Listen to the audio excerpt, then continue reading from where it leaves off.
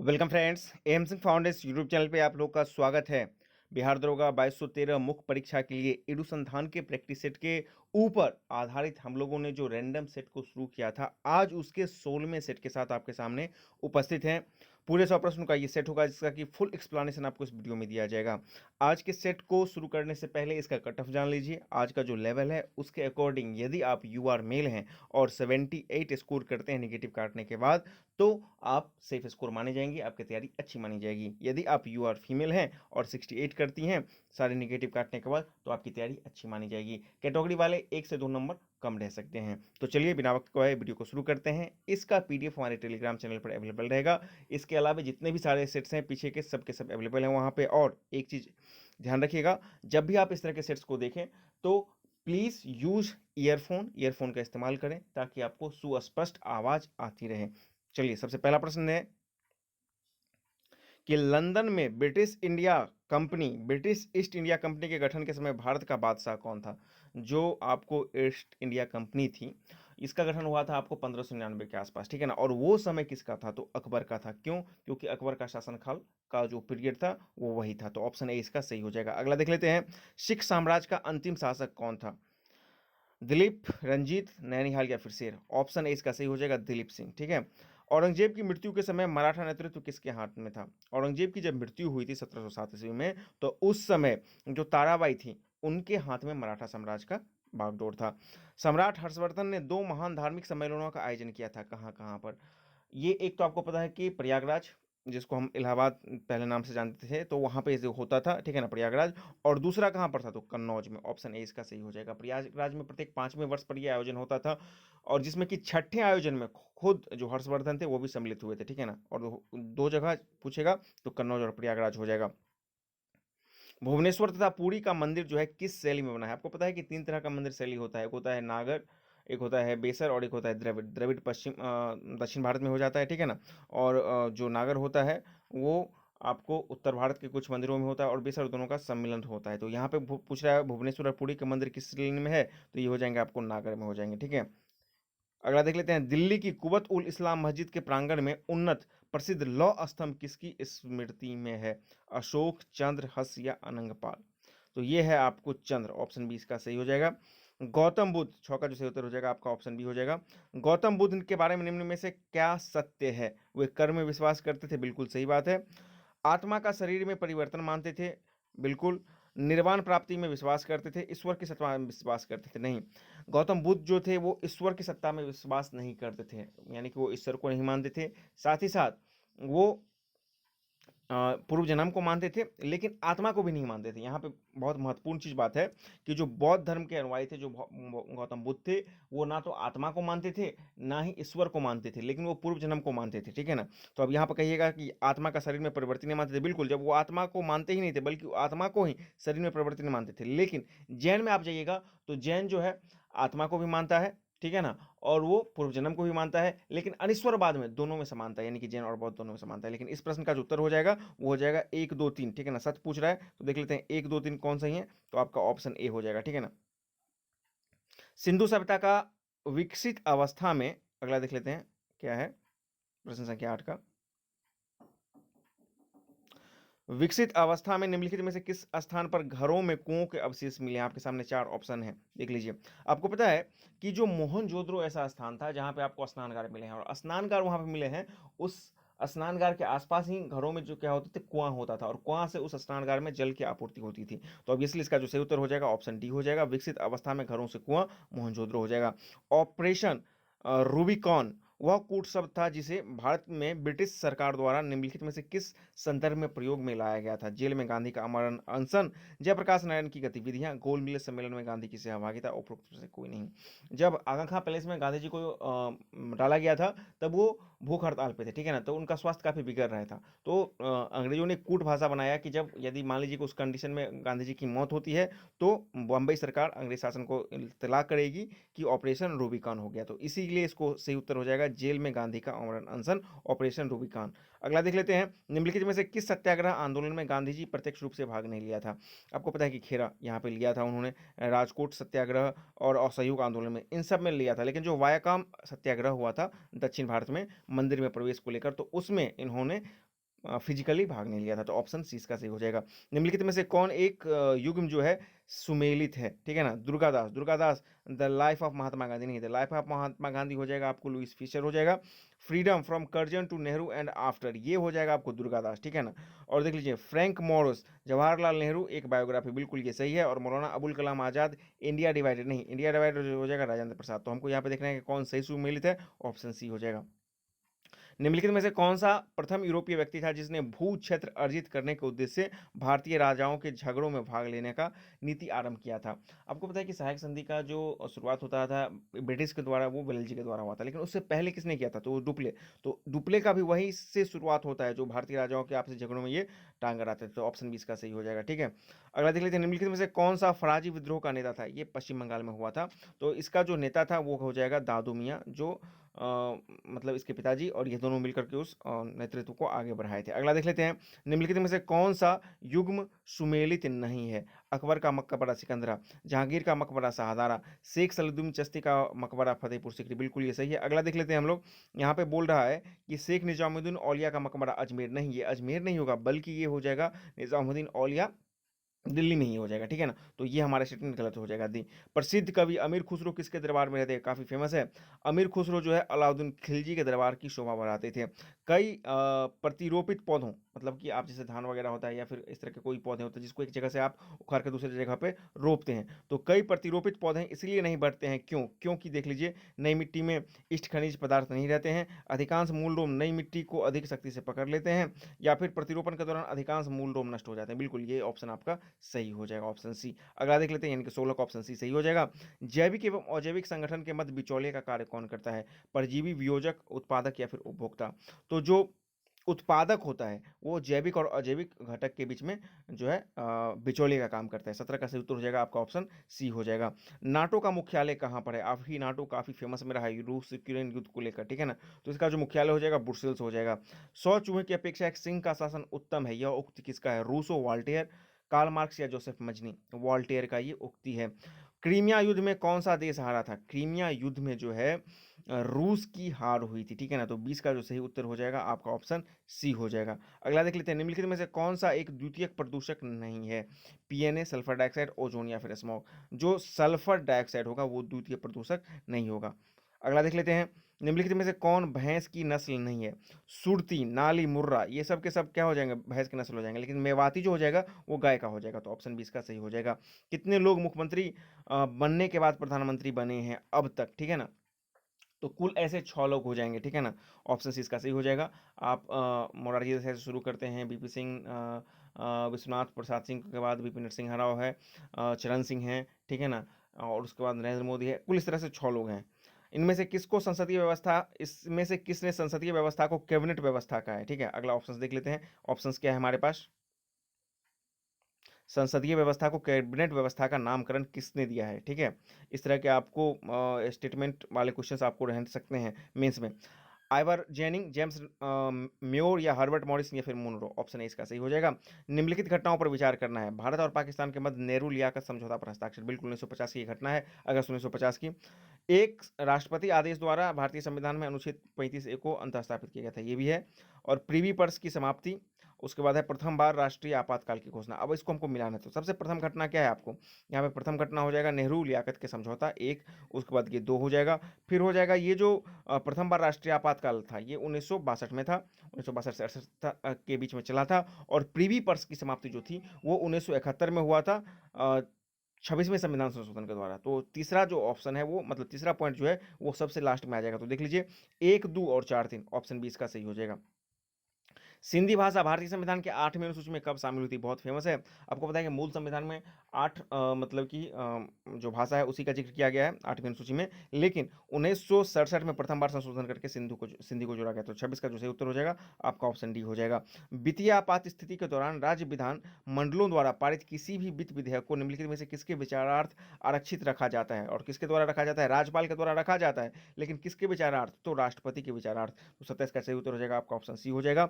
भारत के निर्वाचन सूची तैयार करने की जिम्मेदारी किसकी है? आपको पता है कि जो निर्वाचन आयोग है उसी का काम है निर्वाचन सूची तैयार करना, राष्ट्रीय दलों को मान्यता प्राप्त करना, ये सब काम होता है। तो ऑप्शन इसका सही हो जाएगा।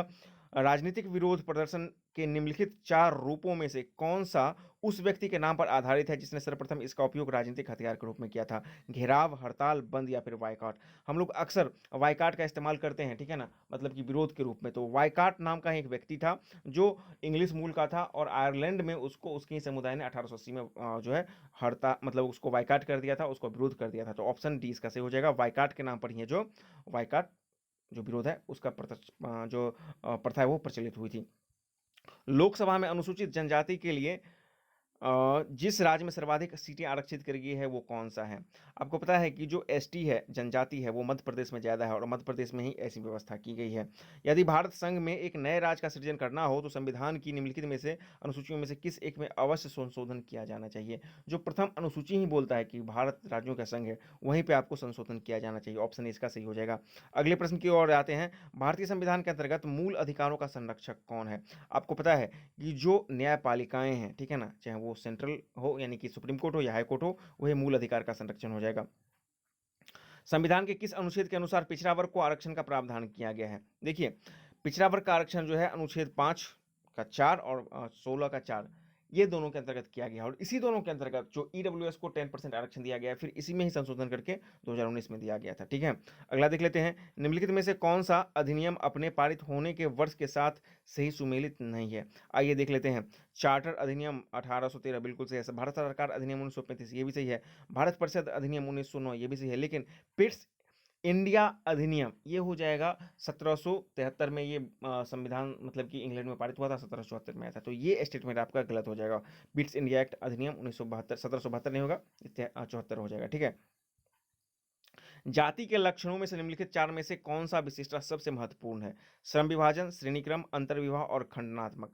तो पता है कि जाति के मतलब में क्या हो जाता है, भारत का जो एक जाति का जो व्यवस्था है उसमें अंतर विवाह यानी कि अपने जाति के अंतर ही विवाह होता है, ये सबसे उसका महत्वपूर्ण हो जाएगा। और इसी एक चीज को लेकर सबसे ज्यादा जो होता है जातियों में विभेदीकरण होता है। निम्नलिखित में से कौन सा समूह केंद्रीय कर से संबंधित है, जो कर आपको सेंट्रल सरकार के द्वारा लगाया जाता है? ऑप्शन देख लीजिए। उत्पाद शुल्क, सीमा शुल्क और आयकर, ये सब के सब किसके द्वारा लगाए जाते हैं? तो केंद्र सरकार के द्वारा लगाए जाते हैं। ऑप्शन डी इसका सही हो जाएगा।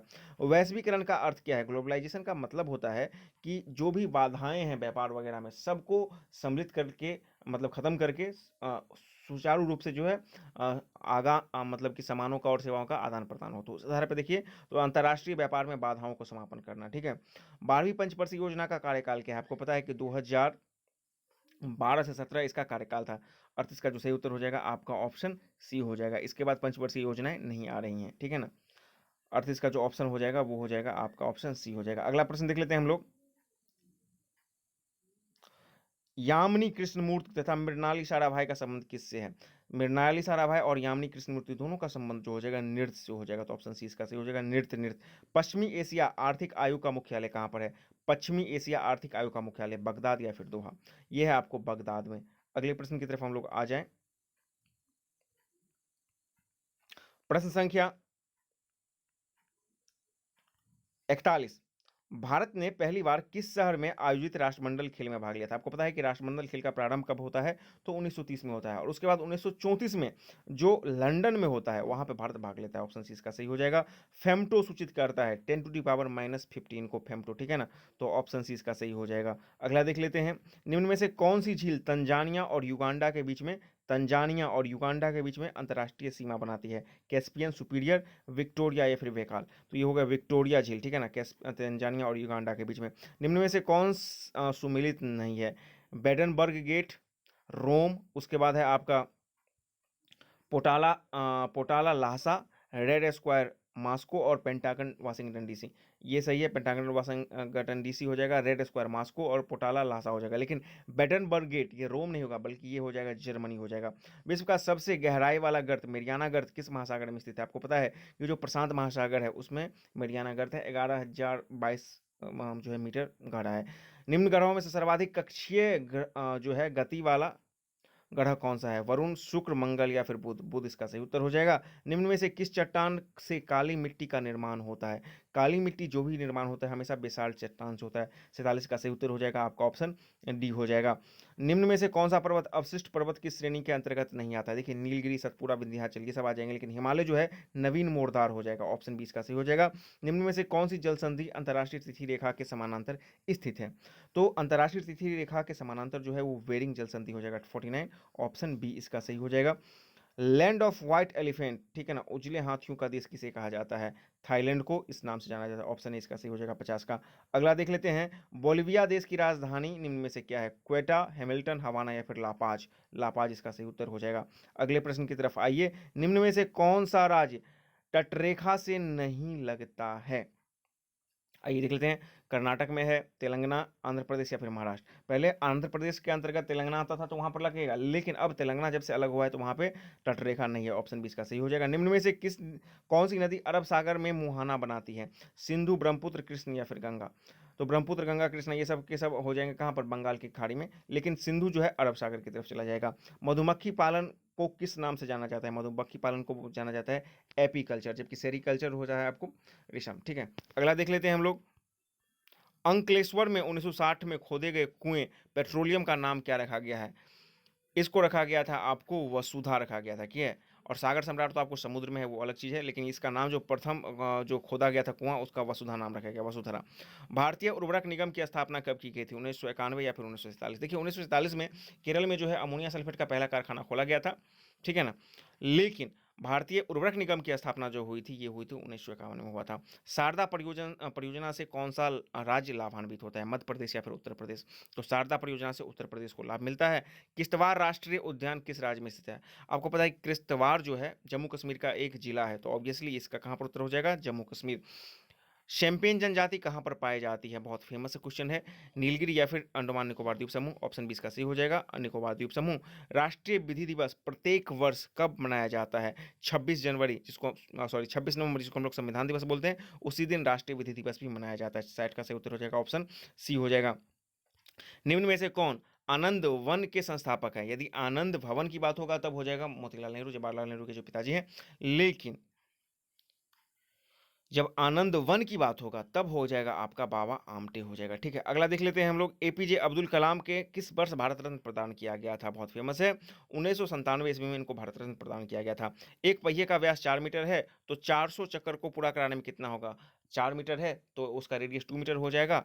अब 400 इंटू 2 पाई आर, ठीक है ना, तो यहाँ पे आर भी हमारा क्या निकल जाएगा 2, यानी कि 1600 पाए, ठीक है ना। तो इसका सही उत्तर देख लेते हैं कहाँ पर है। इस प्रश्न का जो सही उत्तर हो जाएगा आपका ऑप्शन सी हो जाएगा 1600 पाए, ठीक है। अगला देख लेते हैं हम लोग कि बोल रहा है कि दो धनात्मक संख्याओं का गुणनफल जो है 2500 है, यानी कि x गुने वाई बराबर आपको 2500 है, ठीक है। और बोल रहा है कि यदि एक संख्या दूसरी संख्या की 4 गुनी है, यदि हम एक संख्या x मानते हैं, दूसरी संख्या को x मानते हैं और पहली संख्या क्या होने जाएगी? 4x हो जाएगी, ठीक है ना। तो दोनों संख्याओं का योग कितना होगा? तो ऑब्वियसली हम यहाँ पे इसमें दोनों का वैल्यू पुट कर देंगे। एक्स वाई हमारा कितना है? इतना है, और इसका इसका इतना है। एक्स का वैल्यू हम लोग आराम से पुट करके निकाल सकते हैं, ये पहली संख्या है, दूसरी संख्या, ठीक है ना। तो आराम से हमारा जो वैल्यू निकल जाएगा 64 का, इसका सही उत्तर हो जाएगा आपका ऑप्शन बी आ जाएगा, आपको 125 आ जाएगा, ठीक है ना। अगला देख लेते हैं, 1008 में किस अंक वाली संख्या से विभाजित किया जाए कि भागफल एक पूर्ण वर्ग बन जाए, ठीक है ना। तो ऑब्वियसली हम लोग भाग देकर देख लेंगे, तो इसका जो सही उत्तर हो जाएगा 65 का, वो हो जाएगा डी, 7 से विभाजित करने पर हमारा पूर्ण वर्ग बन जाएगा, ठीक है ना। अगला देख लेते हैं हम लोग, निम्नलिखित का मान क्या होगा? बहुत आसान है, यहाँ पे सारा का सारा जो डिसिमल है वो अपने आप में कट जाएगा नीचे ऊपर से, और फिर आप सबको काटिएगा, तो 66 का जो सही उत्तर हो जाएगा आपका आ जाएगा 0.25, ठीक है। प्रथम 17 विषम संख्याओं का औसत कितना होगा? आप चाहें तो एक करके, मतलब 1, 3, 5 इस तरह से करके n × n+1 SN का जो फॉर्मूला निकाल के फिर उसको 17 से भाग दे दीजिएगा। इसका जो सही उत्तर हो जाएगा आपका 67 का, वो ऑप्शन बी हो जाएगा, ठीक है ना। अगला देख लेते हैं, यदि x-2 और x-3 के बीच में मध्य अनुपात x है तो x का मान क्या होगा? बेसिकली x-2 बट्टा x बराबर क्या हो जाएगा? x बट्टा x-3, ठीक है ना। X square, x into x square हो जाएगा, एक्स स्क्वायर बराबर क्या हो जाएगा आपका? x-2 into x-3। अब इसको जो है हम लोग क्या किस पर देखेंगे, इसको हम लोग मल्टीप्लाई कर लेंगे, तो हमारा फाइनली इधर एक्स स्क्वायर और उधर आपका भी एक्स स्क्वायर हो जाएगा। एक्स स्क्वायर -3x -2x और +6, यानी कि एक्स स्क्वायर और यहाँ पे -5x प्लस 6 एक्स स्क्वायर यहाँ पे कट जाएगा, -5x बराबर 6 आएगा, यानी कि x बराबर 6/5 इसका सही उत्तर हो जाएगा, ठीक है ना। ऑप्शन सी इसका सही हो जाएगा 68 का, ठीक है। अगले प्रश्न की तरफ चलते हैं। यदि किसी कक्षा में 32 लड़कियां हैं और लड़कियों और लड़कों का अनुपात 16:9 है, तब कक्षा में कुल कितने विद्यार्थी थे? बहुत आसान है, अनुपात पे इसको आपको निकालना है। 69 का जो सही उत्तर हो जाएगा आपका ऑप्शन सी हो जाएगा 50, ठीक है ना। कक्षा में कुल 50 विद्यार्थी हैं, उसमें से आप उसका 16% निकालिएगा तो लड़कियों की संख्या जो है 32 आ जाएगी, ठीक है। तो 69 का जो सही उत्तर हो जाएगा आपका ऑप्शन सी हो जाएगा। अगला देख लेते हैं। यदि किसी कूलर का क्रय मूल्य 8400 रुपया है, यदि लाभ प्रतिशत 26% है, तो कूलर का विक्रय मूल्य कितना होगा? ठीक है ना, विक्रय मूल्य की बात हमको की जा रही है, तो ऑब्वियसली 8400 का 126/100 कर लीजिएगा। सारा कैलकुलेशन करने के बाद 84 का 126/100 कर लेना है, ठीक है ना। इसका जो सही उत्तर हो जाएगा 70 का, वो हो जाएगा आपका ऑप्शन सी हो जाएगा 10,584। अगला देख लेते हैं। साधारण ब्याज की वह वार्षिक दर क्या होगी जिससे कोई राशि 16.2/3 वर्ष में दोगुनी हो जाएगी, ठीक है ना। तो ऑब्वियसली दोगुनी साधारण वर्ष में हो रही है, यानी कि ब्याज ये दोगुना हो रहा है, ब्याज बराबर मूलधन गुने समय, ठीक है ना। समय हमको निकालना है और दर यहाँ पे 50/3/100, ठीक है ना। अब इसको हमको करना है, तो हमारा जो सही उत्तर हो जाएगा 71 का, वो आ जाएगा आपका ऑप्शन सी हो जाएगा 6%, ठीक है। अगला देख लेते हैं। एक रंगकर्मी एक बार को 24 घंटा में रखता है, 6 घंटे बाद वो विराम लेता है, बार कितना भाग अभी भी रंगने वाला है? बेसिकली हमको 6 घंटा में देखना है कि वो कितना काम करता है, ठीक है ना। और जो बच जाएगा मतलब कि 24 घंटा में रंगता है और 6 घंटा के बाद वो विराम लेता है, मतलब 6 घंटा में देखना है कि वो कितना काम करेगा, ठीक है ना। तो उसके बाद जो बच जाएगा उसको हम एक में से घटा लेंगे, तो हमारा जो 72 का जो सही उत्तर हो जाएगा वो हो जाएगा आपका ऑप्शन सी 0.75, ठीक है। 6 चुक 24 वैसे भी आप देखिए, तो 6 चुक 24 यानी कि एक भाग काम करता है और 3 वाला भाग इसका 3 भाग काम, 3/4 भाग काम बाकी रह जाएगा, तो बेसिकली ऑप्शन सी हो जाएगा 0.75, ठीक है। अगले प्रश्न की तरफ हम लोग आ जाते हैं। एक ट्रेन 116 किलोमीटर प्रति घंटा की रफ्तार से चल रही है, 18 सेकंड में ट्रेन द्वारा कितना मीटर दूरी तय किया जाएगा? तो सबसे पहले 116 को हम लोग मीटर पर सेकंड में कर लेंगे, तो 5/18, ठीक है ना। 5/18 कर लेंगे, मीटर पर सेकंड आ जाएगा। और फिर अब बोल रहा है कि 18 सेकंड में ट्रेन द्वारा तय की गई दूरी कितनी होगी? तो चाल बराबर दूरी बटा समय, तो दूरी बराबर चाल समय के से इसको हम लोग कर लेंगे, तो 73 का जो सही उत्तर हो जाएगा आपका ऑप्शन डी आ जाएगा 580, ठीक है। अगला देख लेते हैं। यहाँ पे देख लीजिए x + 1/x बराबर 5, तो x/1 x square x into plus x square का मान कितना होगा? तो यहाँ पे देख लीजिए, इसको क्या हम करेंगे, तो x² + 1/x बराबर 5 हो जाएगा, ठीक है ना। यानी कि x² + 1 बराबर क्या हमारा हो जाएगा, 5x का वैल्यू हो जाएगा, ठीक है ना। तो x + 1² बराबर यहाँ पर 5x और x यानी कि 6x, x/6x आ रहा है, x कट जाएगा, 1/6 इसका उत्तर आ जाएगा 74 का जो सही उत्तर हो जाएगा आपका ऑप्शन बी हो जाएगा, ठीक है। ऑप्शन बी इसका सही हो जाएगा 74 का। अगला देख लेते हैं। यहाँ पे log x + log y बराबर log x y है, तो इसका वैल्यू क्या होगा? तो बेसिकली यहाँ पे देखिए log x और y है, तो हमारा क्या हो जाएगा, log x y बराबर x log, यहाँ पे क्या है log x + y हो जाएगा, log कट हो जाएगा, तो हमारा इधर क्या निकलेगा, एक्स वाई बराबर एक्स प्लस वाई, वाई को इस तरफ लाएंगे तो एक्स वाई माइनस वाई बराबर कितना हो जाएगा, एक्स। अब वाई कॉमन लेंगे तो क्या हो जाएगा, x-1 कॉमन इसका आ जाएगा, ठीक है ना। तो हमको यहाँ पे देखना है कि y बराबर कितना हो जाएगा, तो y बराबर हो जाएगा आपका x/x-1, ठीक है ना, x/x-1, ऑब्वियसली x/x-1। 75 का जो सही उत्तर हो जाएगा आपका ऑप्शन डी हो जाएगा, ठीक है। 75 का ऑप्शन डी इज करेक्ट। अगला देख लेते हैं। यदि किसी सांकेतिक भाषा में चेयर को इतना लिखा जाता है, तो उसी सांकेतिक भाषा में ऑर्ज को कितना लिखा जाएगा? इसका जो सही उत्तर हो जाएगा आपका ऑप्शन सी हो जाएगा, ठीक है। अगला देख लेते हैं। जे के एल एम एन में से प्रत्येक की ऊंचाई अलग अलग है, एम केवल जैसे छोटा है, के उतना ऊंचा नहीं है जितना कि एन, और एन छोटा है एल से, तो इनमें सबसे छोटा कौन सा होगा? ठीक है ना, इसका जो सही उत्तर हो जाएगा आपका ऑप्शन सी हो जाएगा के, ठीक है।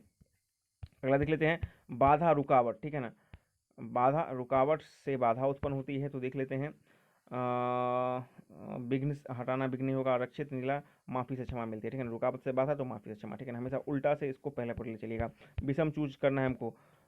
जमीन सीमेंट ईंट छड़, सीमेंट ईंट छड़ ये सब निर्माण सामग्री होगी और जमीन अलग हो जाएगा, ठीक है ना। यहाँ पे देख लीजिए, ये 222 क्या किया गया है, सबसे पहले 6 स्क्वायर, ठीक है ना, प्लस 6 किया गया है 222। और यहाँ पे देख लीजिए 7 स्क्वायर मैंने 7 करेंगे, फिर 8 स्क्वायर प्लस 8 करेंगे, अब यहाँ पे 9 स्क्वायर और -9 करेंगे, ठीक है ना। तो इस आधार पर इसका सही उत्तर हो जाएगा आपका जो उत्तर आ जाएगा वो हो जाएगा 10 10 80 का जो सही उत्तर हो जाएगा आपका 80 का सही उत्तर होगा आपका ऑप्शन डी हो जाएगा 10-10। ठीक है ना, अगला देख लेते हैं कितने ग्रामीण लोग शिक्षित हैं। ठीक है ना, पहले तो हम देख लेते हैं ग्रामीण, ये सब के सब ग्रामीण हो गए, और यहाँ पे शिक्षित, शिक्षित कौन हो जाएंगे, तो ये 22+6 यानी कि 28। ठीक है ना, ऑप्शन ए इसका सही हो जाएगा। अगला देख लेते हैं, यहाँ पे बोल रहा है कि 5 सेंटीमीटर भुजा वाले किसी घन को 1 सेंटीमीटर भुजा वाले घन में विभाजित किया जाता है तो घनों की कुल संख्या कितना होगी। तो 5 मीटर का क्या हो जाएगा, भुजा क्यू, 5 का क्यू और बट्टा 1 का क्यू यानी कि 125 हो जाएगा ऑब्वियसली। ठीक है ना, बड़े का आयतन और बट्टा छोटा का आयतन भाग कर दे देंगे, तो इसका सही उत्तर हो जाएगा आपका ऑप्शन, देख लेते हैं 125 जहाँ पर भी होगा, ऑप्शन सी इसका सही उत्तर हो जाएगा। ठीक है ना, अगला देख लेते हैं, मछली के कॉड लीवर तेल में किस विटामिन की प्रचुर मात्रा पाई जाती है, ए बी सी डी। देखिए, यदि सिर्फ आपको मछली का लीवर बोलता तो उसमें विटामिन ए हो जाता, लेकिन मछली का लीवर का कॉड ऑयल बोलता है तो वहाँ पे विटामिन डी मिलेगा। ठीक है, अगला देख लेते हैं, एडवर्ड जेनर ने चेचक के लिए कब टीके की खोज की थी, 1798, 1829 या फिर 1821 में। 1798 में किया गया था एडवर्ड जेनर के द्वारा। सेलुलोज बड़ी संख्या में किसके इकाइयों द्वारा निर्मित होता है, ग्लूकोज, एथिलीन, एथीन या फिर पॉलिस्टर। ग्लूकोज, ऑप्शन ए इसका सही हो जाएगा। निम्न में से किस पदार्थ की प्रकृति जैव अनिम्नीयकरण है, यानी कि नॉन बायोडिग्रेडेबल है। तो लकड़ी, कागज, बचा हुआ भोजन, ये सब के सब डिग्रेडेबल है, लेकिन धातु का डिब्बा जो है नॉन डिग्रेडेबल है, यानी कि ऑप्शन सी इसका सही हो जाएगा। मार्सुपियम किस जानवर में पाया जाता है, ब्लू व्हेल, खरगोश या फिर कंगारू। कंगारू में पाया जाता है, यानी कि ये इनका बच्चा जो होता है आधा निकला हुआ होता है पेट से, फिर बोल देते हैं। ठीक है ना, ऑप्शन डी इसका सही हो जाएगा। निम्न में से कौन सा कथन सत्य नहीं है, मोमबत्ती की ज्वाला का पूर्ण दहन वाला बाह्य क्षेत्र नीला दिखाई देता है, बिल्कुल सही बात है यहाँ पे। ठीक है ना, उसके बाद बोलता है मोमबत्ती का ज्वाला का आंशिक दहन वाला मध्य भाग पीला दिखाई देता है, हाँ पीला दिखाई देगा यहाँ पे। और बिना जली मोमबत्ती का सबसे आंतरिक क्षेत्र काला दिखाई देगा, बिल्कुल टॉप पर जो मोमबत्ती का जो जहाँ पे उस पर हम लोग आग लगाते हैं, यानी कि उसका जो दिया का जो छोर होता है वहाँ बिल्कुल आंतरिक भाग काला दिखाई देगा। और ज्वाला का अधिप्त क्षेत्र का ताप सबसे कम होगा, नहीं, जो आंशिक दहन वाला क्षेत्र पीला वाला क्षेत्र होता है उसका ताप सबसे कम होता है। तो यहाँ पे हमको गलत कथन चूज करना है, तो ऑप्शन ए बी सी सही है। ठीक है ना, और डी आपका गलत हो जाएगा, तो हम लोग यहाँ पे देख लेते हैं, सत्य नहीं, यानी कि गलत कथन जो है हमारा इसका सही उत्तर हो जाएगा ऑप्शन डी, कि ज्वाला का अधिप्त क्षेत्र का ताप सबसे कम होगा, नहीं, जो आंशिक दहन वाला क्षेत्रों का सबसे कम होगा। जब वायु में जल कणों की मात्रा यानी कि आर्द्रता पहले से अधिक होगी तब वाष्पीकरण की दर क्या होगी, ऑब्वियसली घट जाएगी, जैसे कि हम लोग देखते हैं ठंड के मौसम में या फिर आपको बरसात के मौसम में। ठीक है ना, निम्नलिखित में से कौन सा सोल का उदाहरण है, कीचड़, कोहरा, शेविंग क्रीम या फिर जेली। जो कीचड़ है ना, ये सोल का उदाहरण है, 90 का जो सही उत्तर हो जाएगा आपका ऑप्शन सी हो जाएगा। अगले प्रश्न की तरफ हम लोग चलें, देखिए मैग्नीशियम, मिल्क ऑफ मैग्नीशिया या फिर आपको कीचड़, ये सब के सब सोल हो जाएंगे। कोहरा, बादल, धुआं, ये सब एरोसोल हो जाएगा। बहुपरमाणुक आयन सल्फाइड का संकेत क्या होता है, बहुपरमाणुक आयन सल्फाइड का संकेत क्या होगा, SO2 2- या फिर SO3 2-, इसका सही उत्तर हो जाएगा ऑप्शन डी। ठीक है ना, 91 का जो सही उत्तर हो जाएगा आपका ऑप्शन डी हो जाएगा।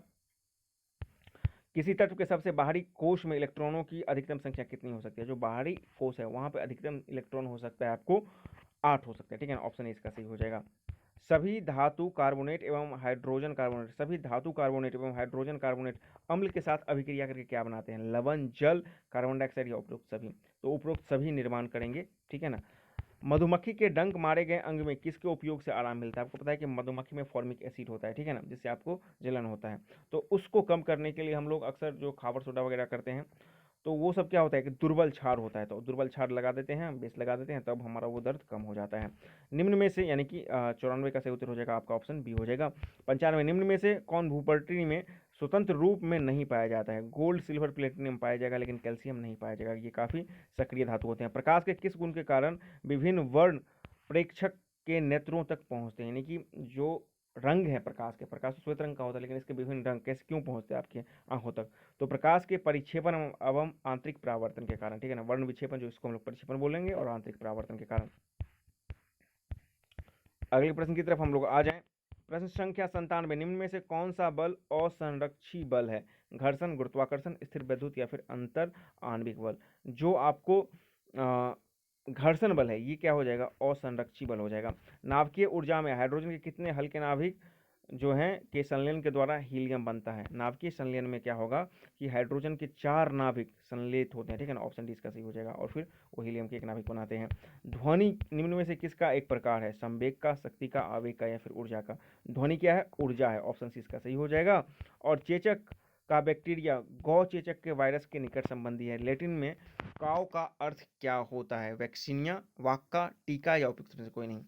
तो काव को लैटिन में जो बोला जाता है वो वक्का बोला जाता है। 100 का सही उत्तर हो जाएगा, आपका ऑप्शन भी हो जाएगा। चलिए, आपने 100 प्रश्नों का एक और बेहतरीन सेट देखा। आज के सेट में आपका कितना स्कोर है वो कमेंट बॉक्स में लिखिए। किसी उत्तर में आपको डाउट है तो वो भी कमेंट बॉक्स में लिखिए। चैनल पर नहीं है तो चैनल को सब्सक्राइब करें, वीडियो को अधिक से अधिक लाइक शेयर करें, और टेलीग्राम चैनल का जो लिंक है हमारा, वो इसी वीडियो के डिस्क्रिप्शन बॉक्स में अवेलेबल है। Thank you very much.